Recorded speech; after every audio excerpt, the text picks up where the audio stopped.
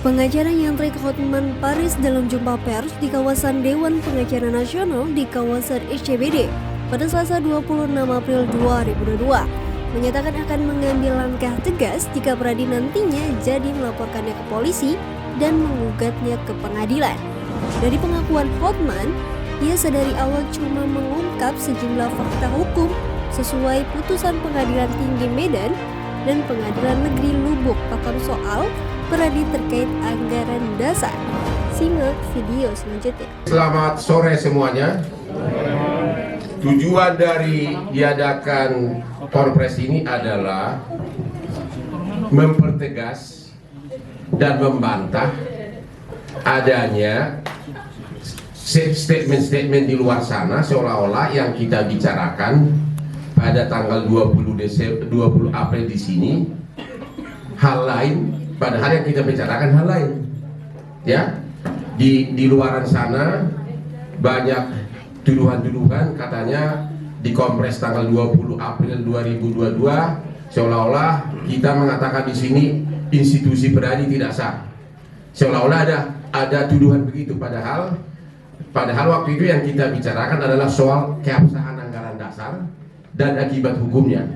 Jadi pada waktu itu sama sekali tidak ada pembahasan soal apakah institusi Pradi sah atau tidak. Itu tidak dibahas dan tidak ada yang menyebutkan itu.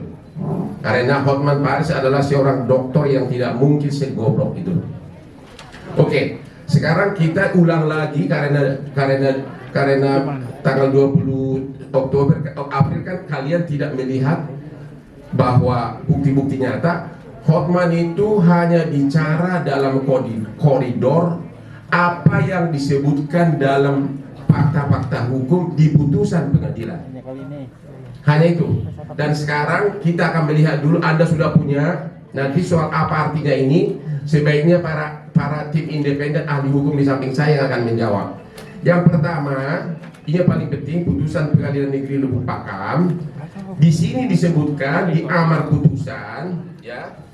Saya bacakan ya, biar nanti jangan difitnah lagi. Saya tarik kacamata dulu. Oke, di amar putusan Pengadilan Negeri Lubuk Pakam disebutkan di situ bahwa para tergugat melakukan perbuatan melawan hukum. Disebutkan juga menyatakan, ini yang paling penting ini sekali. Kalau Anda ngerti hukumnya penting, menyatakan batal dan atau tidak berkekuatan hukum dengan segala akibat hukumnya. Itu yang penting. Dengan segala, jadi batal dan akibat hukumnya juga batal. Yaitu keputusan nomor 104 Pradi 2019 tanggal 5 September tentang perubahan anggaran dasar. Jadi dalam amar putusan ini disebutkan batal anggaran dasar dan akibat. Nah ini jadi akibat hukumnya. Itu kalau seorang ahli hukum langsung ngerti itu, oh yang batal itu apa saja. Itu yang kita bahas waktu itu, anggaran dasar dan akibatnya. Jadi kalau ada yang mengatakan, Hotman mengatakan institusi Pradi itu tidak sah, itu fitnah dan bohong, karena saya tidak sebodoh itu. Itu satu ya. Ya, Anda sudah punya, silakan nanti mereka akan membahas tentang apa arti batal akibat hukumnya. Oke. Yang kedua, juga beredar di luaran sana, katanya yang dibatalkan ini tadi anggaran dasar sudah disahkan di Munas 7 Oktober 2020. Itu tercantum dalam putusan Pengadilan Tinggi Medan. Ternyata disebutkan di sini Pengadilan Tinggi pun sudah memberikan tanggapan atas itu, yaitu di halaman 35. Di halaman 35 disebutkan di situ, kalau Anda baca, ini dia nih, Munas 7 Oktober 2020 dilaksanakan Munas ketiga Pradi melalui Zoom meeting yang salah satunya adalah mengesahkan anggaran dasar Pradi yang menjadi objek perkara ini. Artinya Pak, yang dibatalkan tadi oleh pengadilan, objek perkaranya kan perubahan anggaran dasar. Yang dibatalkan tadi oleh pengadilan, oleh Munas disahkan. Jadi swasta mensahkan membuat putusan yang mensahkan yang sudah dibatalkan pengadilan. Terserah kepada ahli nanti bagaimana penafsirannya. Ya. Dan kemudian itu dipakai sebagai alasan untuk banding dengan mengatakan kami sudah sahkan ini anggaran dasar, tolong banding kami dikabulkan. Ternyata pengadilan tinggi tetap menolak, tetap anggaran dasar kau batal, sampai kasasi batal.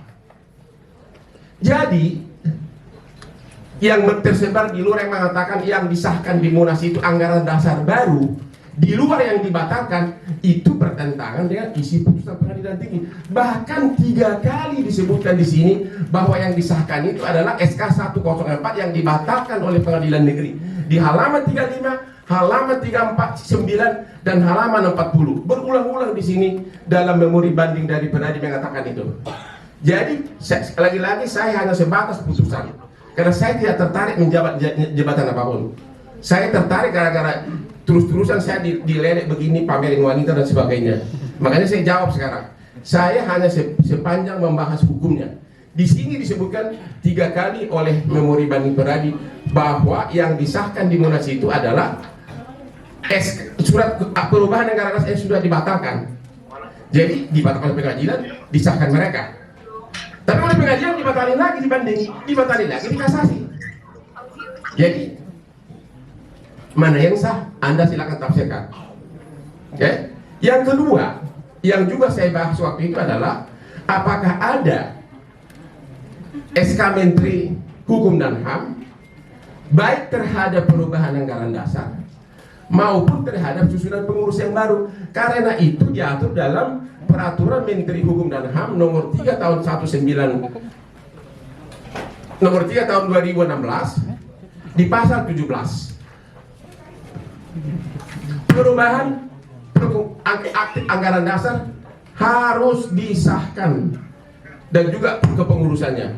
Itu yang saya tanyakan waktu itu. Oke?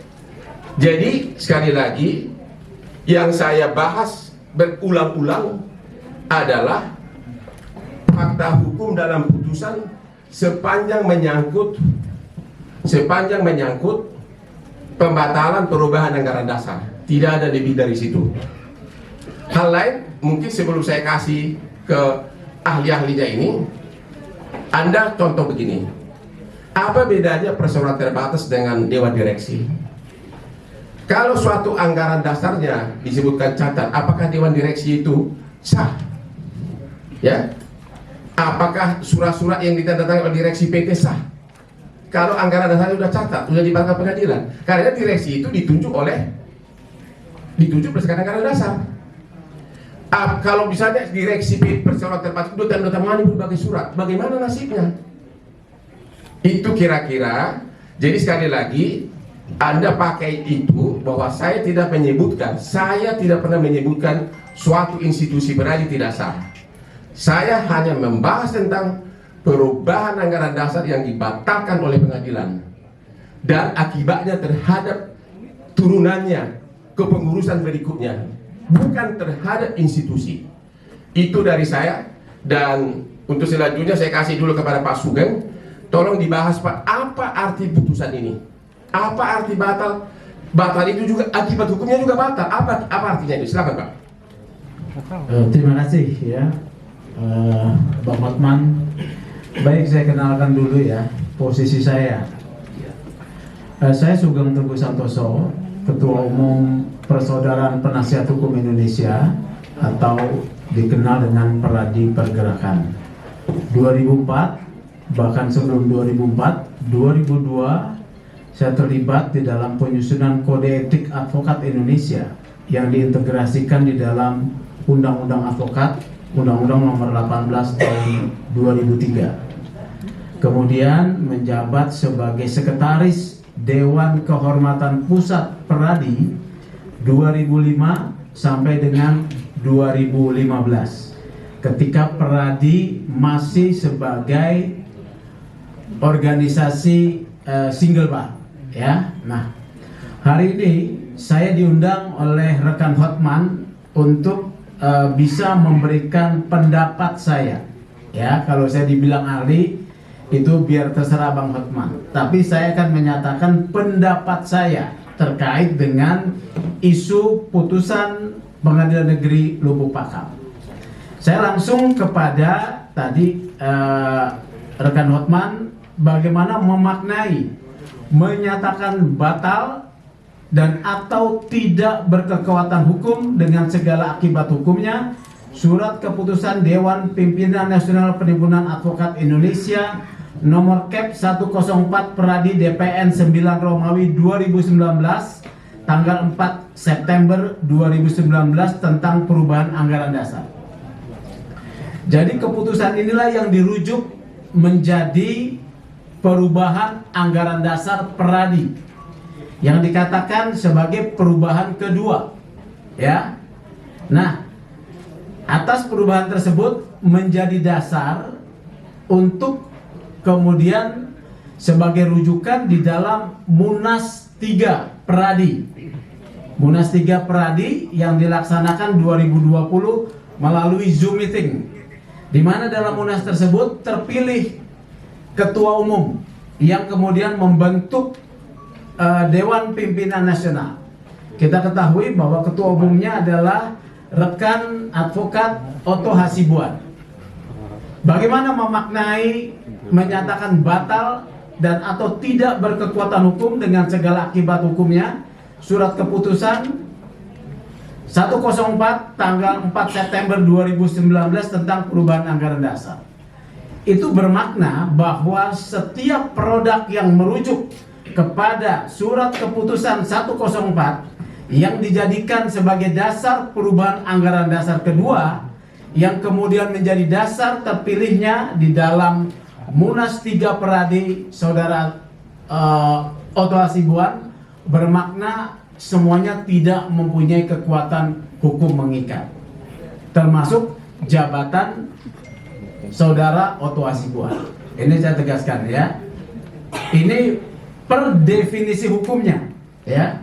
Pertanyaan selanjutnya, bagaimana produk kerja organisasi DPN Peradi yang ketuanya rekan advokat Otto Hasibuan, kalau merujuk kepada putusan ini maka dinyatakan juga tidak mempunyai kekuatan hukum.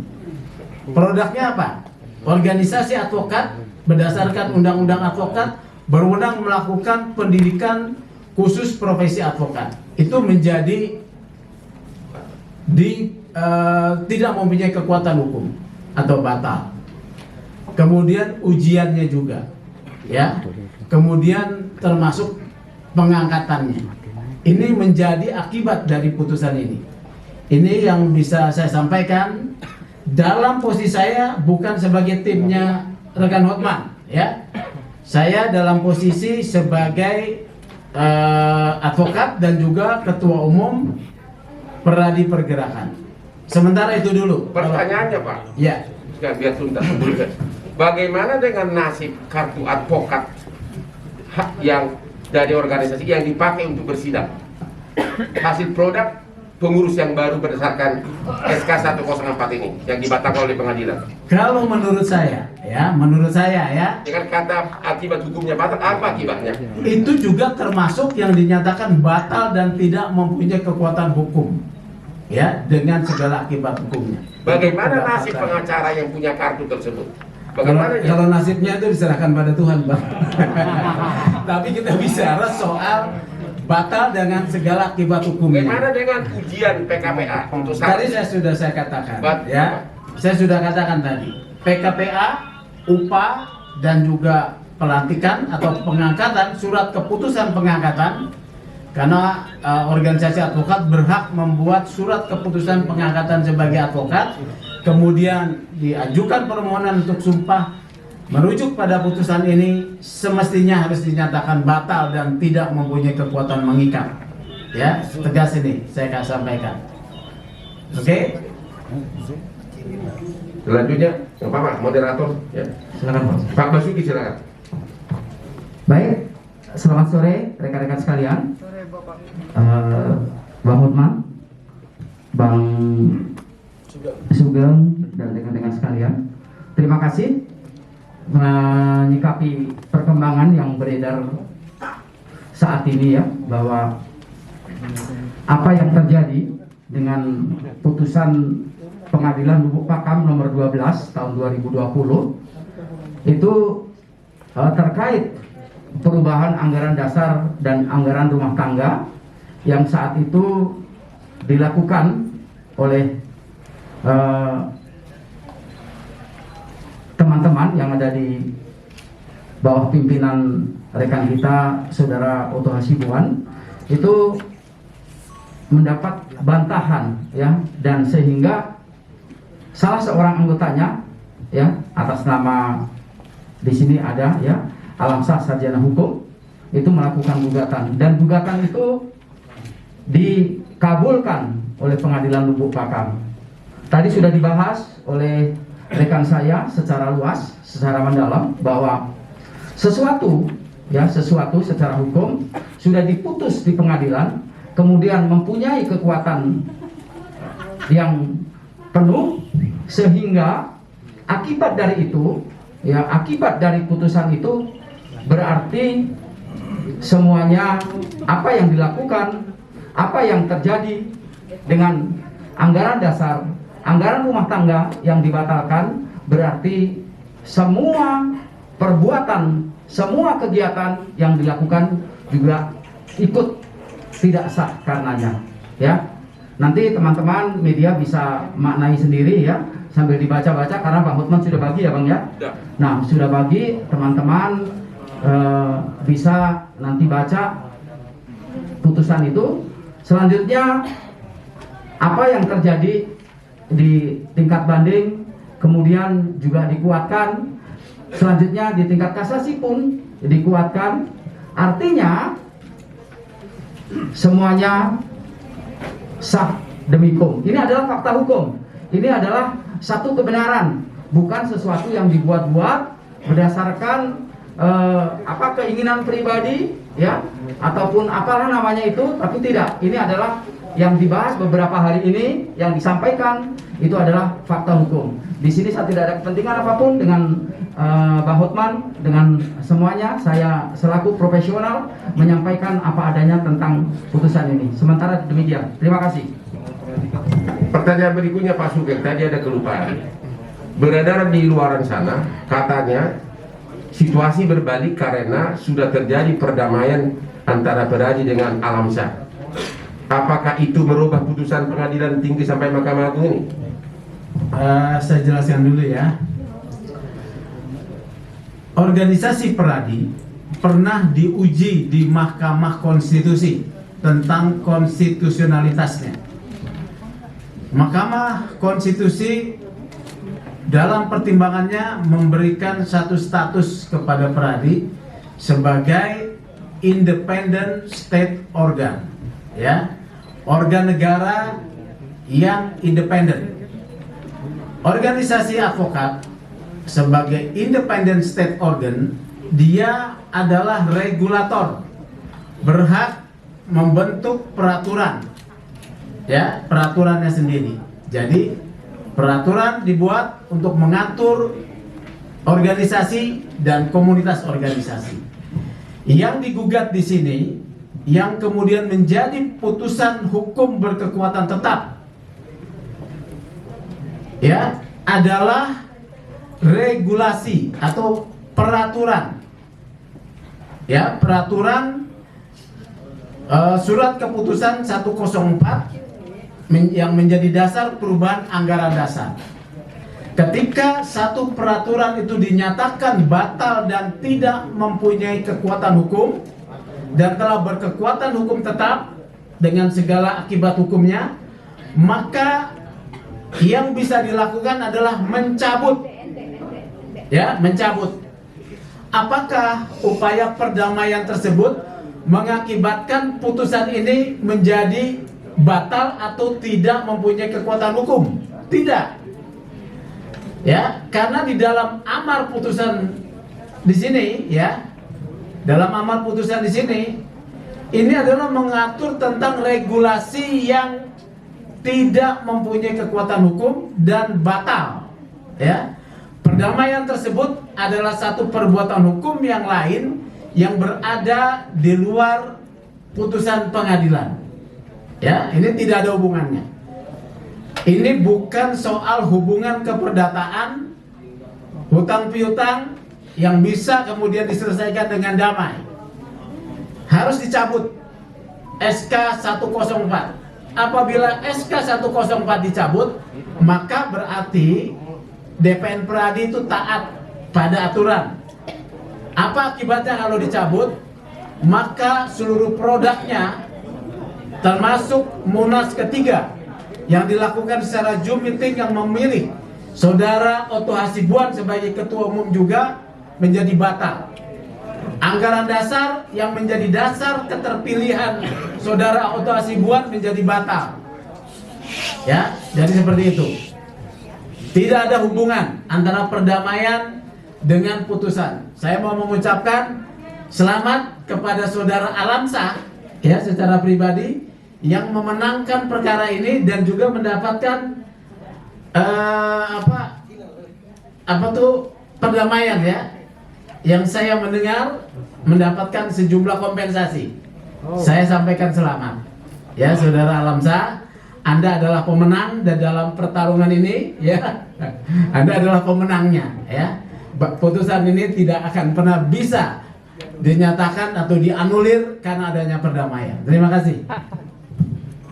Silakan kepada moderator, selesai dari kita dulu, tanya jawab. Baik, terima kasih kami ucapkan kepada Pak Hotman, Pak Sugeng dan Pak Basuki. Selanjutnya kami buka pertanyaan mungkin kepada rekan-rekan media. Bagi yang ingin bertanya, kami persilakan. Mungkin 3 penanya terlebih dahulu. Mohon disebutkan nama dan asal dari medianya. Terima kasih. Silakan, ada pertanyaan? Tutup Ben. Ya, nanti nulisnya salah nulis lagi. Nanti judulnya bilang lain lagi, dibilang konstitusi yang batal kayak kemarin. Ada beberapa yang salah nulis. Kalau perkara hukumnya bagaimana dilapor-laporin gitu ya? Ini sudah selesai nih. Sudah? Baik, ada yang ingin bertanya, Pak? Ya, silakan, Pak.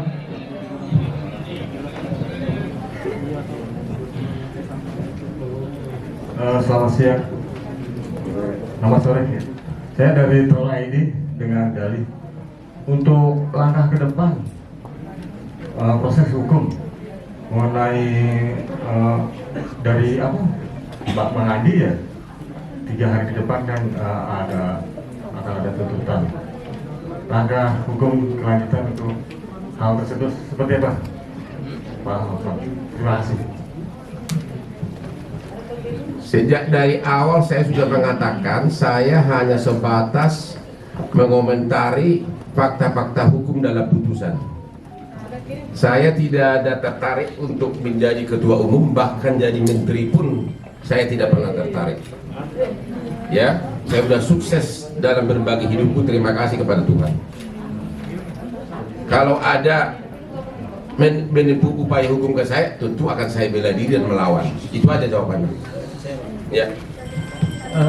Jadi begini ya, sebagai salah satu pendiri Pradi, pendiri ya? Ya pendiri saya. Oh, ini tokohnya nih. Loh, saya ini dari 2002 terlibat di dalam proses pembahasan RUU advokat, ya, membentuk kode etik bersama dengan para pimpinan yang lain waktu itu, kemudian membentuk DPN juga. Ya. Saya mau sampaikan, Pradi itu adalah organisasi advokat independen.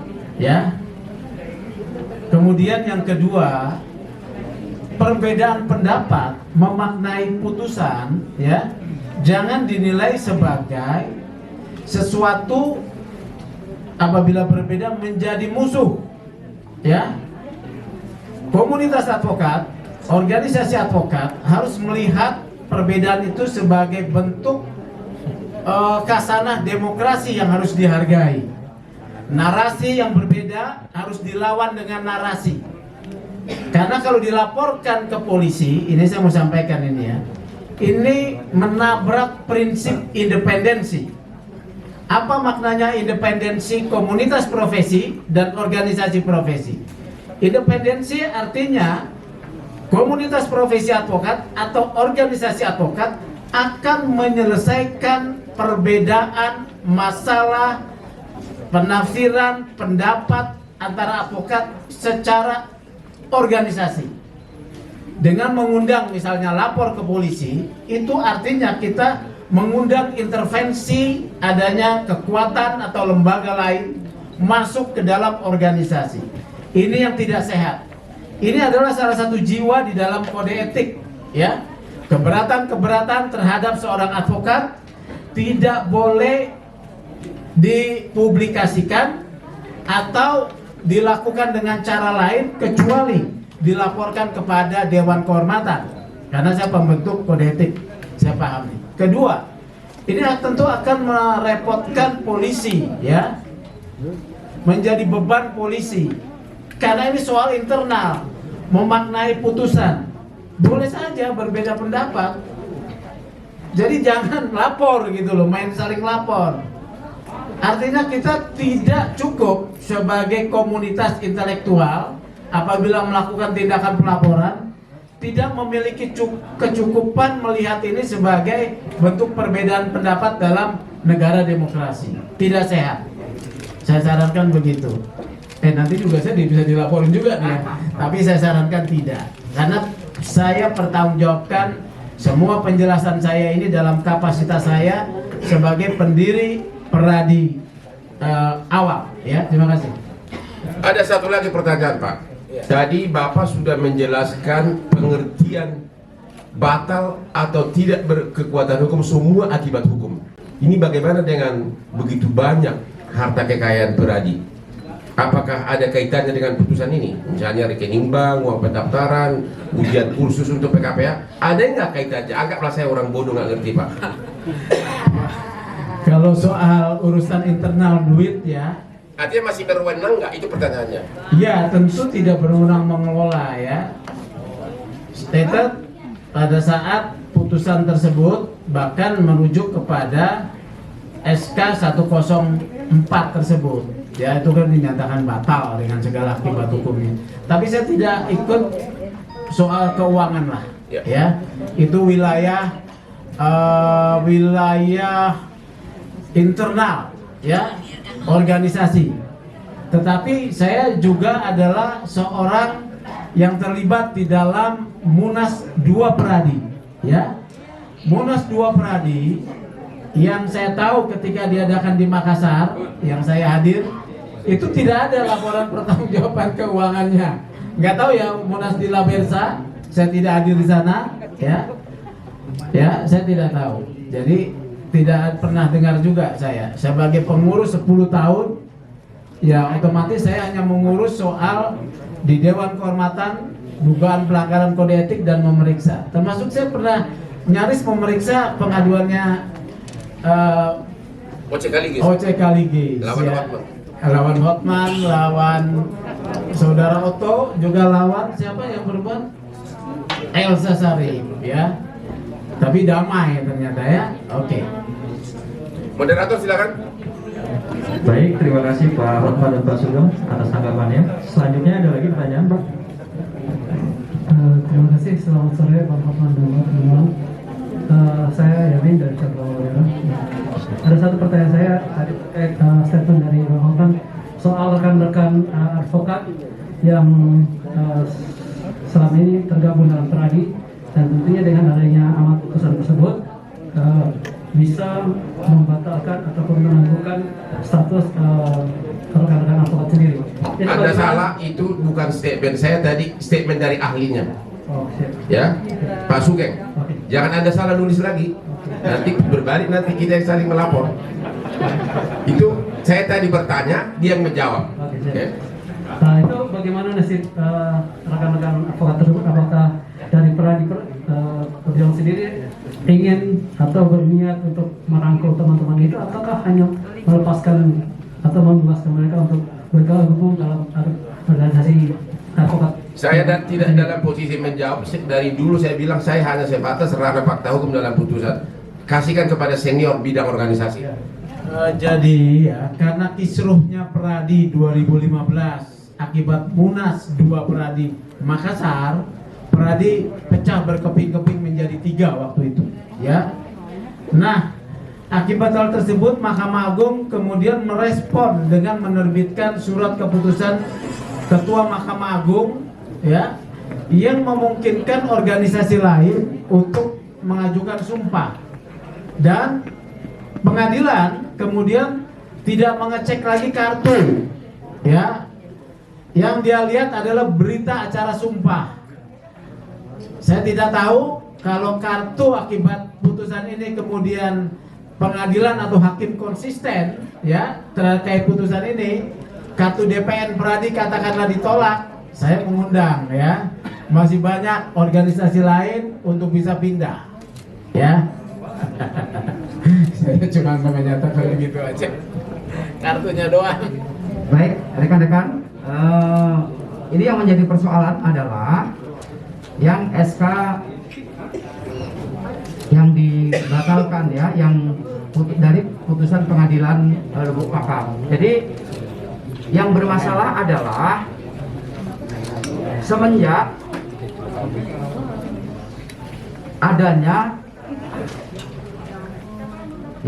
adanya pembatalan anggaran dasar dan anggaran rumah tangga. Nah, ini menyangkut, tadi disampaikan oleh beliau, ada beberapa kegiatan, ya, ada PKPA, kemudian ada pengangkatan, ya, ada upah, ada pengangkatan. Nah, dengan demikian, karena formilnya sudah salah sejak kepemimpinan yang ketiga beliau ini, otomatis teman-teman, adik-adik kita yang baru mengikuti pendidikan, yang baru mengikuti ujian, dan yang baru diangkat, ya, dilantik sebagai advokat, otomatis itu bermasalah. Nah, terkait bagaimana kedepannya, tadi disampaikan oleh beliau, ya, silakan masing-masing pihak memilih jalan yang terbaik untuk menapaki dunia advokat ke depan. Bebas untuk memilih kemanapun rekan-rekan, adik-adik yang baru untuk menapaki tataran berikutnya. Demikian. Moderator. Baik, terima kasih. Selanjutnya ada lagi pertanyaan?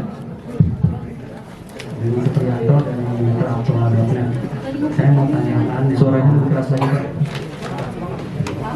Saya mau tanyakan pertama, kemarin saya sempat ikut preskon di DPD Jakarta Barat, Bang Hotman. Kebetulan mereka kan menganggap ini kan menyatakan otomatis ini adalah, dan mereka itu minta untuk 1 kali 24 jam Bang Hotman ini untuk minta maaf. Itu yang pertama. Yang kedua, terkait tadi dengan Bang Sugeng, yang terkait dengan apa Alamsyah. Nah, Pak Alamsyah tadi kan Bang Sugeng kan melihat atau mendengar dia menerima kompensasi. Tindakan selanjutnya dari Pak Alamsyah ini dari menerima kompensasi itu apa? Karena kan itu kan otomatis kan dia tidak netral, ya kan. Nanti kan ada orang lingkup. Karena kan pas waktu di acara proses itu dia juga menyebut mereka ini DPC Pradi ini, Jakarta Barat ini juga menyebut nama Alamsyah. Itu. Nah, yang terakhir, dari adanya kisru ini, kira-kira nanti untuk supaya bisa ada titik akhirnya ini, apakah nanti Dewan Kehormatan ini bisa menyelesaikan antara DPN dengan otorasi? Itu dulu sementara. Terima kasih. Yang pertama, Anda tidak menjelaskan apa saya harus minta maaf. Kalau sekarang ini putusan kau baca, kau ceritakan apa yang tertulis, kau disuruh minta maaf, kau mau nggak? Hah? Jawab yang jelas dong. Tidak. Apalagi aku. Nggak baca rilis. Aku membacakan fakta di persidangan. Nggak baca rilis. Oke, selanjutnya dijawab oleh Pak Sugeng yang pertanyaan lain. Buat Alamsyah ini kan saya sudah sampaikan, selamat buat Alamsyah. Dia menang besar nih, ya, menang besar nih. Bukan kanan kiri. Dia memenangkan perkara ini, ya, menjadi momentum isu nasional terkait dengan komunitas atau organisasi advokat Pradi lagi, ya, yang diklaim anggotanya paling banyak, ya, ribuan, puluhan ribu, ya, puluhan ribu, ya. Kemudian kedua, saya mendengar mendapat kompensasi, makanya saya katakan selamat. Apa implikasinya? Tidak ada implikasinya. Selamat, saya bilang. Karena itu tidak ada kaitannya ya untuk bisa membatalkan putusan ini. Putusan ini telah berkekuatan hukum tetap. Yang bisa dilaksanakan adalah dicabut, ya, mencabut. Ya dicabut tuh SK 104, ya, gitu loh. Yang kedua, kita advokat ini kan bekerja di wilayah yang namanya nilai-nilai dan norma, ya. Kita harus taat nih yang namanya nilai-nilai dan norma. Kalau kita tidak taat itu, maka kita sedang mendinai diri sendiri sebagai profesional, sebagai komunitas intelektual, ya. Apa yang harus dihormati dan nilai-nilai dan normanya. Apabila pengadilan menyatakan ini batal dan tidak mempunyai kekuatan hukum, semestinya anggota-anggota yang puluhan ribu tersebut, ya, bisa meminta kepada DPR untuk mentaati, satu, ya, bisa mentaati, karena tentu tidak nyaman berada pada situasi yang sudah jelas-jelas dinyatakan pada situasi melanggar hukum atau melawan hukum. Ketika melawan hukum, Anda taat atau Anda diam saja, sebetulnya menjadi satu tanda tanya. Anda ini bekerja pada wilayah norma atau tidak, atau sekedar menggunakan posisi profesi tersebut hanya mencari uang semata. Karena di dalam kode etik, ya, dalam kode etik, advokat sebagai sebagai pribadi advokat adalah orang yang taat hukum, peraturan perundang-undangan, kode etik, ya. Jadi ini harus diingat nih, bukan persoalan sengketa hukum, tetapi lebih dalam dari itu, kita harus taat hukum pada nilai-nilai dan norma hukum. Normanya sudah ada, batal dengan segala akibat hukumnya.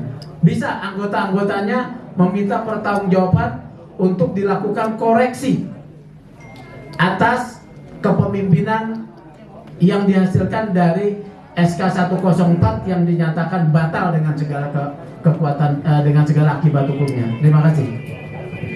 Jadi minta koreksi ya, bukan rame-rame laporin Hotman Paris ke polisi ya. Pak Sugeng yang ahli kode etik, ada lagi yang lebih menarik nih Pak. Saya ini belakangan ini makin ganteng, makin langsing. Juga bisnis klub suka dansa-dansa Pak. Kalau saya dansa-dansa malam, apalagi pakai jas lagi, itu melanggar kode etik Pak. Kalau sedikit-sedikit sentuh ceweknya, nggak ada dansa kan yang tidak bersentuhan. Kira-kira gimana Pak? Bapak kan ahli kode etik, bisa nggak aku dihukum kalau saya berdansa dengan Aspri? Saya sudah 44. Gimana Pak? Ini jadi begini Pak Hotman, ini bukan forum untuk menilai soal apa pelanggaran kode etik lah ya. Minta tolong aja kan Bapak ahlinya. Jadi harus jawab nih saya nih. Iya Pak, kan Bapak ahli. Minimal kulit menyentuh kulit ya Pak. Jadi gini ya. Di bulan puasa, di bulan puasa ini berbagi ilmu ada hikmahnya. Ya, jadi begini ya. Kode etik advokat Indonesia itu disusun untuk mengontrol seorang pemegang profesi advokat di dalam menjalankan tugas profesinya. Menjalankan ya. Ya, saat menjalankan ya. Jadi gampangnya ketika sedang menangani perkara. Kalau beliaunya joget-joget dengan kliennya, misalnya ya dalam menangani perkara Depan sidang, nah itu pelanggaran kode etik. Emangnya gua gini? Ya. Tetapi apabila saya sebagai advokat, ya, saya sedang tidak menjalankan profesi, saya misalnya joget-joget dengan seorang wanita, beberapa orang wanita, itu adalah wilayah privasi saya, ya. Yang penting saya tidak melakukan atau melanggar batas demarkasi pelanggaran hukum, ya. Misalnya nih, ya, pelanggaran hukum tersebut saya memakai obat narkoba, ya, atau wanita tersebut di bawah umur, ya, saya pegang-pegang, dia tidak suka. Kalaupun dia misalnya wanita sudah dewasa, Misalnya saya peluk-peluk dia tidak suka, boleh lapor. Cuman kalau dia suka nggak ada soal, ya. Itu wilayah privasi. Itu pendapat saya ketika saya diminta pendapat di dalam persidangan kode etik. Ini jadi berulang pertanyaan nih. Makasih Pak. Aman berarti lah. Masih ada satu lagi Pak. Aduh, mantap bener. Ini kayaknya mesti di hourly basis. Ya boleh. Ini kasihan mereka ini sia-sia, biar ada yang dibuat Pak. Jujur, alam saya harus berterima kasih sama saya, sama kalian jadi ada berita. Ini putusan sudah September 2020, ya kan? Tapi nggak pernah ada gaungnya. Sudah putusan Pengadilan Negeri Lubuk Pakam September 2020 nggak pernah gaungnya. Begitu disenggol Hotman dikit langsung bung. Apapun kalau saya senggol bung, nggak tahu kenapa itu. Ya. Di tangannya. Satu lagi Pak. Aku capek-capek merantau Pak. Dulu naik kapal Tampomas, naik kapal laut. Boleh nggak Pak pengacara mencari harta Pak? Dan boleh nggak bergaya gini-gini? Silakan Pak. Kan ada wilayah privasi ya. Jadi sebagai advokat ada wilayah privasi. Keputusan-keputusan yang diambil di luar ketika menjalankan profesi, ya itu tidak ada kaitan dengan profesi ya.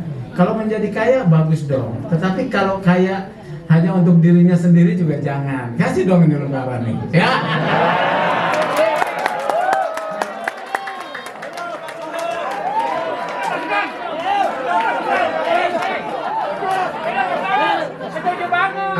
Ada hal yang kalian lupakan.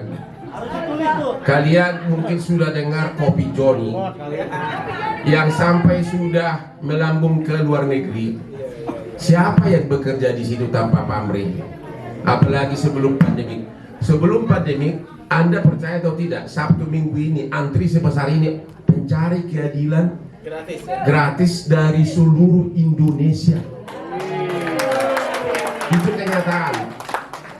Ya, dan saya tidak pernah menyombongkan itu.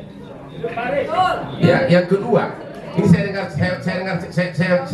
ini ada satu cerita memilukan di Kopi Joni, saya cerita ya. Saya itu kebiasaan renang jam 4 atau jam 5 subuh. Ada seorang ibu yang selalu SMS WA saya, dia tahu saya jam bangun. Karena memang selama ini sewaktu itu saya tidak pernah ada di ini pelayanan hukum melalui WA, harus kalian datang ke Kopi Joni. Tapi karena ibu itu konsisten, akhirnya saya jawab, oke, ibu datang ke Kopi Joni jam 7. Datang dia. Ternyata apa yang terjadi adalah putri kandung dia bekerja di karaoke, ternyata juga dijual. Harus melayani laki-laki hidung belang 5 kali sehari. Maaf ya, ini bulan puasa. Dijual cuma 550.000 dan dia hanya dapat setengahnya. Suatu waktu, kata cerita ibu ini, putrinya ini pendarahan, tapi tetap tidak boleh pulang karena selalu dijaga oleh bodyguard. Akhirnya karena ternyata saya tanya di mana lokasinya, di Kelapa Gading, cuma 300 meter dari Kopi Joni. Langsung saya ambil resiko, saya viralkan langsung. Ya, saya viralkan begini langsung. Kebetulan Polsek Kelapa Gading cuma 100 meter dari Kopi Joni. Halo Bapak Kapolsek, tolong kirim anak buahmu ke sini. Di sini ada korban dan anaknya. Nggak nyampe setengah jam, 2 penyidik datang. Dan saya sudah ceritakan, langsung berangkat ke TKP ke tempat karaoke ini. Nggak nyampe 1 jam, penyidik, ibunya dan wanita ini berhasil dibebaskan, dibawa ke Kopi Joni, pulang dengan bahagia. Dan saya tidak pernah promosikan itu. Yang kedua, saya pernah jam 11 siang hari Minggu sudah mau pulang. Tiba-tiba kaki saya dirangkul seorang wanita yang berkerudung masih muda. Saya tanya kenapa? Nangis dia. Ternyata dia diperkosa oleh pimpinan pramuka di sekolah. Berkali-kali, bapaknya kebetulan adalah anak kapal, jadi pulangnya sekali 3 bulan. Setiap dia mau lapor, rupanya waktu diperkosa pertama dia udah divideokan, sehingga si cowok ini ancam akan dibuka video ini kalau dia tidak ada diri, sampai 17 kali. Polres pun waktu itu udah ada kebingungan. Akhirnya saya sudah lapor. Tiba-tiba ada ide dari saya. Ternyata dia masih anak di bawah umur. Saya minta kepada penyidik masuk dari sana, divonis 9 tahun penjara. Itu baru 2 dari ratusan, dan saya tidak pernah minta nama untuk itu. Kemarin soal JHT, jaminan hari tua, juga yang mempromosikan itu siapa? Yang berani berdebat siapa? Juga saya tidak pernah, walaupun saya tidak sepintar Pak Sugeng atau Pak Basuki. Kaya beliaunya. Itu loh. Jadi kalau ada tuduhan saya mengejar harta, memang saya 30 tahun sama asing. Saya bekerja keras. Dan terima kasih Pak Sugeng, rupanya pengacara boleh juga cari harta ya. Oke, terima kasih. Dan silakan moderator. Baik, terima kasih Pak Sugeng, Pak Hotman. Satu pertanyaan lagi boleh Pak? Baik, silakan Pak. Ya, makasih Pak Sugeng. Wah, ini saya senang nanya yang ahlinya. Jadi minggu lalu kalau nggak salah, juru bicara Mahkamah Agung menyatakan bahwa semua pengacara advokat dari Peradi tetap boleh beracara. Kemudian saya WA Kepala Biro Hukum Pak Subandi agar Mahkamah Agung keluarkan rilis resmi, tapi sampai sekarang tidak keluar. Jadi kira-kira gimana? Sedangkan Pak Sugeng tadi menyatakan sementara tidak bisa diakui sepertinya. Tunggu. Sekarang ke Bang Hotman. Ini kami wartawan jadi deg-degan ini. Tadi Abang bilang kalau salah nulis lagi nanti bisa saya tuntut. Ya, jangan salah nulis dong. Nah, kira-kira sedangkan ada media watch sesuai Undang-Undang Pers pasal 17A. Kenapa Bang Hotman tidak menggunakan itu? Makasih Bang Hotman. Soal bersidang ya. Pasal 4 Undang-Undang Advokat menyatakan begini. Sebelum menjalankan profesinya, seorang advokat mengangkat sumpah di hadapan sidang pengadilan tinggi. Nah, pasal 4 inilah yang dijadikan dasar di dalam persidangan-persidangan pengadilan untuk meminta advokat menunjukkan berita acara sumpah. Ya. Kartu advokat menjadi suplemen saja. Gitu loh, ya, menjadi tambahan saja. Tapi kalau punya kartu advokat tapi tidak punya berita acara sumpah pasti dilarang. Ya. Jadi begitu. Terkait dengan putusan ini kita sedang berbicara tentang segala akibat hukumnya dan pendapat. Ya. Pendapat. Jadi kalau pendapat advokat tidak kemudian berbeda dengan pendapatnya juru bicara Mahkamah Agung, itu biasa saja, ya, tidak ada soal begitu. Karena instrumen untuk menguji dia bisa bersidang berita acara sumpah. Oke, mengenai pertanyaan ke saya, kalau salah nulis, kalau sekedar salah nulis atau karena wartawannya ingin mencari opla, saya hanya sebatas memberikan bantahan, minta ditulis. Saya nggak mau pusing-pusing lapor, mendingan saya dansa di Holy Wing. Terima kasih. Baik, terima kasih. Ada tambahan lagi mungkin Pak? Cukup ya? Baik, terima kasih. Baik rekan-rekan yang kami hormati, karena keterbatasan waktu kita harus menutup rangkaian acara pada kesempatan sore hari ini.